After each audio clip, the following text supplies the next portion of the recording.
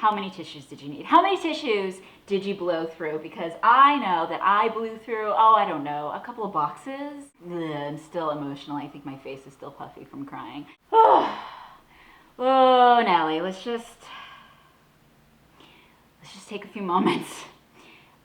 This episode, to me, way better than last week's episode. Some people really love it. Some people really did not like it. I was in the latter camp. As much as I love and respect the show, last week did not do it for me. This episode was so heavy. It was a doozy. It packed a wallop. It took the breath out of me. Catriona Balfe's performance, my God. Give her an Emmy. Give her a Golden Globe now alone. Just for this episode, she deserves it. The woman hit it out of the stratosphere. It's not just like hitting it out of the ballpark, home run, touchdown, whatever pseudo sports reference you want to make it. She hit it out of the stratosphere. It was unbelievable performance. Amazing, startling, striking. I mean, pick every adjective you want. She was amazing. She recently did an interview with the podcast Happy, Sad, Confused, and she said something really fascinating. In season 1, Stars made her get a acting coach. This episode, screw the acting coach. Any acting coach, it's a joke. She was so powerful, and I feel like, no pun intended, this was her catalyst. I'm sure, she has it still in her to do more amazing performances, but this was just so breathtaking and amazing, and she really goes to places that we had never seen before. So kudos to Miss Catriona Balfe. Bear McCreary's music, so beautiful. The piano as she's coming home, getting out of the carriage, as Mother Hildegard is giving her the baby, and in the ending credits, that piano melody is just so beautiful. Bear McCreary, just brilliant and beautiful, and I really loved the music in this episode, just so wonderful and heartbreaking as well. We've had so much frenetic energy, so many plot points we got to hit in the last several episodes. It's been so fast-paced, it's like the Indy 500. And this episode really slows down. And it feels nice, even though it's so difficult to get through. Diana Gabaldon said something very cryptic about this episode. She talks about jumping the shark. The opening of this episode was definitely out of its normal style and context. If you were trying to use it as a bookend for what's happened so far in season 2, in the first episode we open with her in the 20th century, and then with this 7th episode we open again with the 20th century, going back in time again. It just doesn't work. It didn't do anything for me. What if they had just opened up this episode with the shot of the herring in flight and then dissolved to the ceiling? I don't know. It just, opening up in 1954 was just didn't work for me. Ron Moore, I love you. You're brilliant, but you gotta explain to me what's going on, because this doesn't work thematically. The only thing I can really make sense is you open with the daughter and then you end with the loss of a daughter. But I don't know. I'm sorry. It's just like, ugh.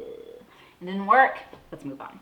Fergus, they could have showed a lot more, and they could have showed a lot less.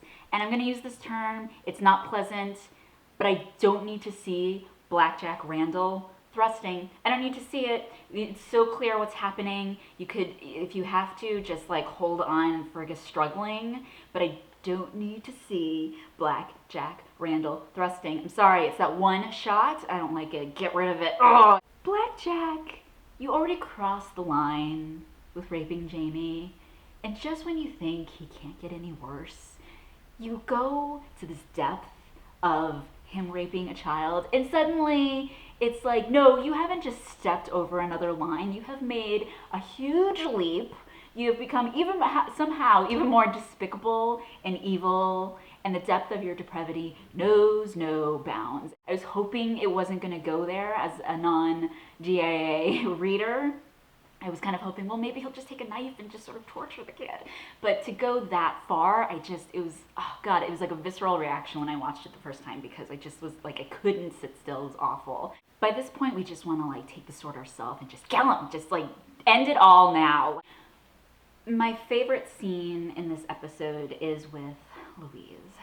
There is a true act of friendship in her gesture of taking the baby. And she could have just left And she could have said, I'm out of here. I have my own baby. I'm not losing my baby. Get me out of here.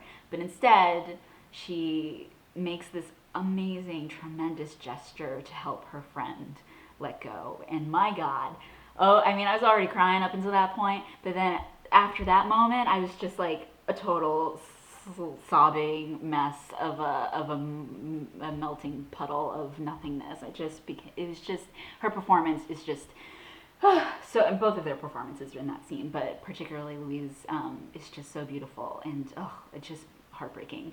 Did you notice the sea themes in this episode? The mother, Hildegard, talking about, is there a sea deep enough for you, Claire, to forgive Jamie? And Claire finding a sea that was deep enough.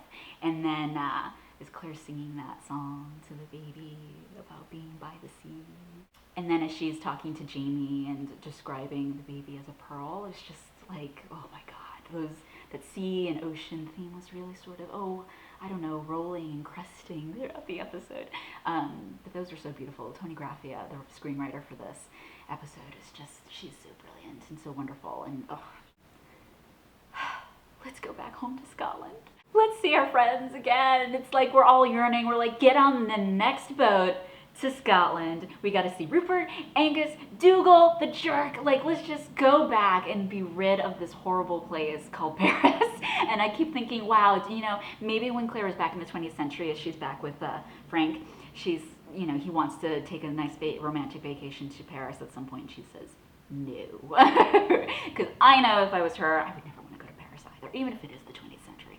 Let's never go back, never return. In the trailer for the next episode, we see Jenny. So excited to see Jenny again! I'm curious to see how the miscarriage is handled the next time we see Jenny and Claire and everybody together. Molly Brock! The root of all evil has to be done away with, and it's the third time that I think we'll see Black Jack, and that'll be the final and end time. Hats off to the music, the acting, the directing, all of it. My God, they hit it out of the ballpark. This one was amazing. Truly remarkable, and I can't lodge it out of my heart quite yet. Thanks so much for watching, you guys. I'm happy to have you here. Check out my website, tag me on Twitter and Facebook, leave a comment on YouTube. Thanks so much, and let's see each other next week.